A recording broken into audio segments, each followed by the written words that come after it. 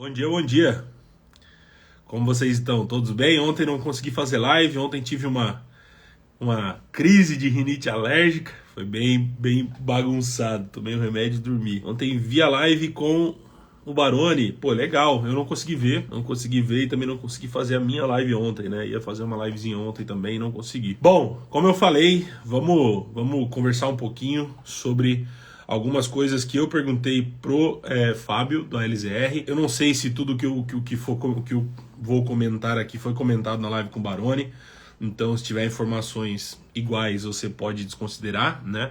Eu procuro sempre explicar de uma forma um pouco mais fácil e até fazer perguntas um pouco mais claras. Então, eu queria passar essas informações para vocês e também passar a minha opinião, né? A minha opinião sobre a votação em si, sobre qual é o meu voto, né? O que eu decidi fazer e quais os meus motivos, certo? Eu fiz algumas perguntas para o Fábio aqui ontem, a gente conversou bastante e eu deixei elas salvas aqui para que eu conseguisse passar esses detalhes para vocês. Durante o dia de ontem eu perguntei, né, quais são algumas dúvidas, perguntas que vocês querem que eu faça para o gestor. Teve bastante gente me mandando mensagem, bem assim, totalmente fora da realidade, né? A grande maioria das perguntas eram perguntas do tipo: Rodrigo, por que não tem o preço da emissão? Rodrigo, por que não tem o pipeline?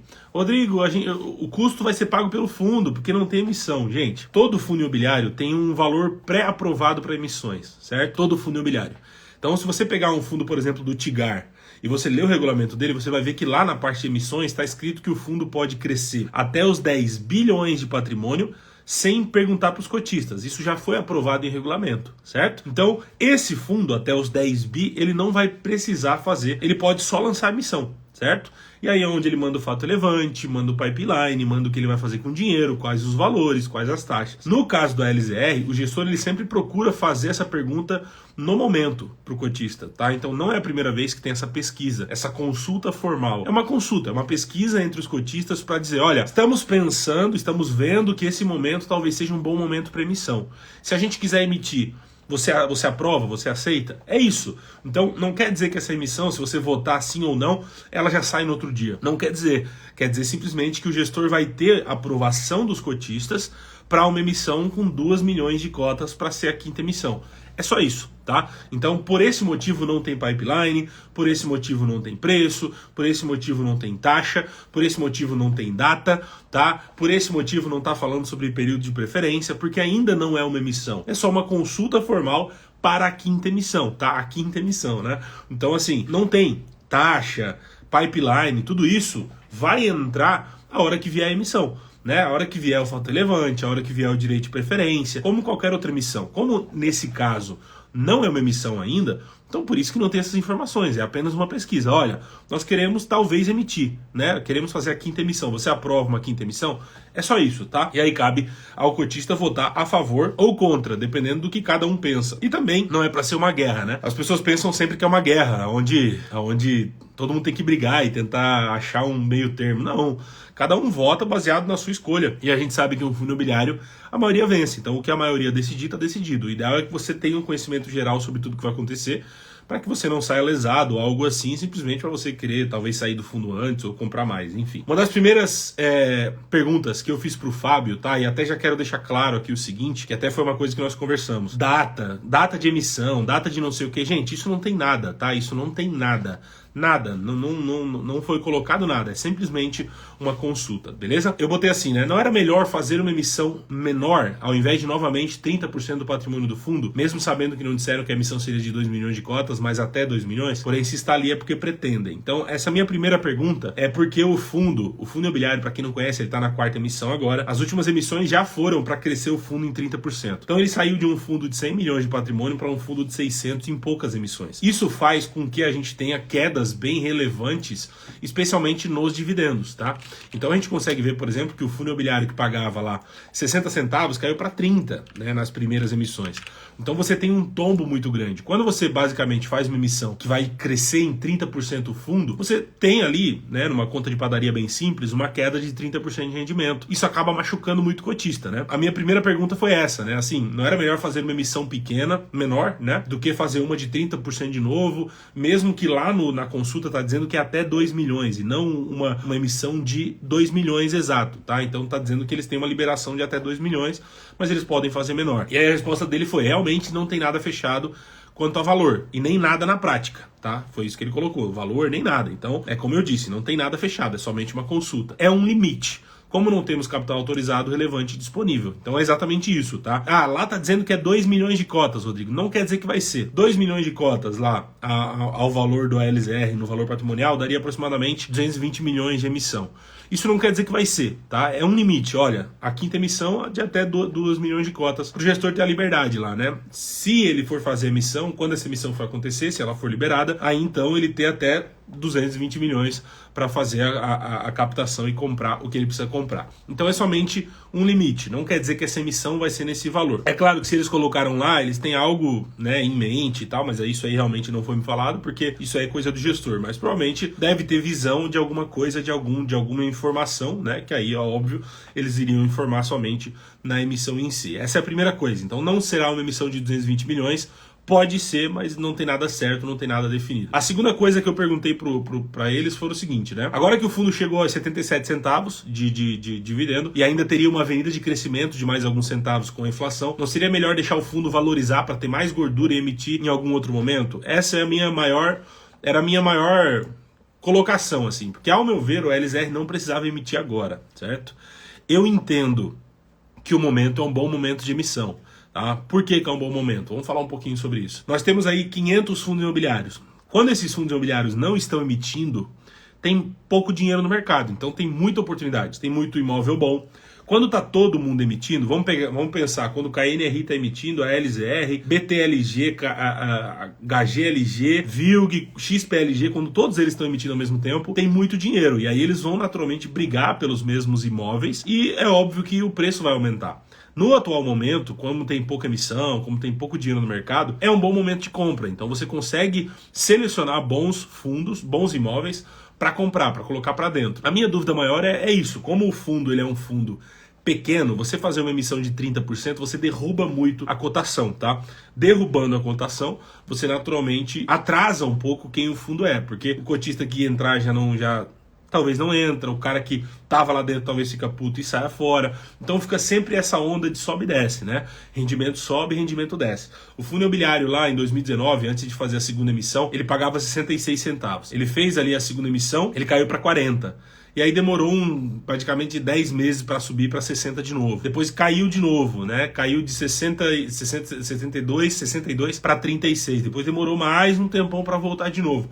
Então ele sempre leva esse período para cair e para voltar, né? Então a minha pergunta era, né? Deixa o fundo crescer, deixa o fundo um período aí pagar rendimento, tal, ficar mais tranquilo, ter valorizações de IPCA e aí depois tenta fazer emissões menores de 10%, compra o imóvel, faz emissão, compra o imóvel, faz emissão. Então eu pensaria que fosse melhor assim. Sei que o fundo precisa crescer e que o momento é um momento positivo, mas nós cotistas ali, né, querendo ou não, nos últimos 12, 24 meses aí já teve muitas emissões, então naturalmente que essa era uma dúvida bem importante, tá? Uma das coisas que eu queria deixar também aqui, e isso até foi debatido lá no grupo de alunos, né, no grupo de alunos do clube, o Tomás, ele até colocou algo assim que eu particularmente não tinha pensado, né? É algo até bem comum, assim, bem idiota até na verdade, mas eu não tinha parado para pensar nisso, né? Quando as últimas, isso não só para a LZR, mas o momento da Selic, né? Isso conta bastante também. Quando a LZR fez essas duas últimas emissões, que foi lá em 2019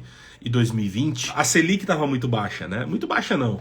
Em 2019 a Selic estava em 6%, em 2020 ali a Selic estava em algo entre 5% e depois 2%. Isso machuca também o rendimento, né? Então, se o fundo hoje, eu vou usar um exemplo da LZR, se o fundo hoje emite 220 milhões, põe no caixa e deixa lá rendendo Selic até comprar um imóvel, tá? É bem provável que a gente não vai nem ver uma queda de rendimento. Porque esse valor que vai estar rendendo 12% na Selic hoje, vai estar pagando o retorno de um imóvel, né? Então tem esse lado também, que é um lado que eu não tinha pensado, é um lado que eu não tinha parado para pensar, na verdade, antes até da live que eu fiz ontem, né? Que é esse caso. Hoje nós temos um caso atípico, onde o fundo imobiliário deixar dinheiro no caixa, ele vai ganhar dinheiro. Porque a Selic vai pagar mais do que um cap rate de fundo imobiliário, né? Porque a Selic a gente sabe que esse momento está bem distorcida, está bem acima do que normalmente estaria, né? Talvez o normal do Brasil seja ali 6, 7, 8%. Hoje está aí 12% praticamente. Então, deixar o dinheiro parado, né, nesse período de tempo, talvez vai ser até benéfico para o fundo, porque ele vai ganhar mais dinheiro do que com o dinheiro alocado em imóvel. Então, ajuda ele, né, em ter esse dinheiro parado. É um ponto a se considerar, nesse caso do LZR também, porque essa emissão, sendo feita, o dinheiro vai ficar em caixa nesse período onde a Selic está positiva, para deixar dinheiro em caixa, tá? Então isso não quer dizer que eu vá aprovar ou que eu não vá, eu já vou até falar um pouco da minha opinião também, mas é uma questão que até eu nem falei com o Fábio, mas depois que o pessoal lá, os alunos começaram a debater lá no grupo do clube, que aí eu realmente parei para pensar e ainda falei para ele, pô, legal, eu não tinha realmente pensado nisso, é um caso pra gente entender, né?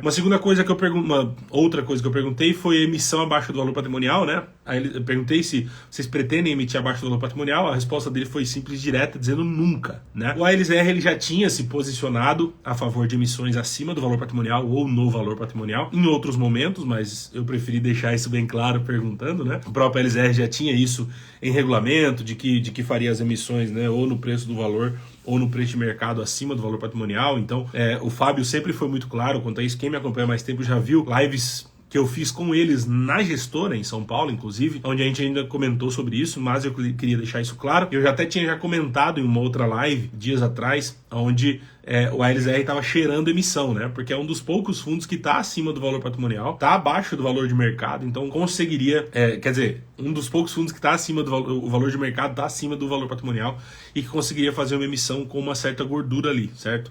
Então, né, ainda não é uma emissão, mas já é uma consulta formal dizendo que em breve teremos uma possível emissão, tá? E aí a outra dúvida, né, que teria alguma compra específica para essa emissão, algum movimento que possa ser divulgado. Isso aí eu já sabia das respostas, mas a resposta né?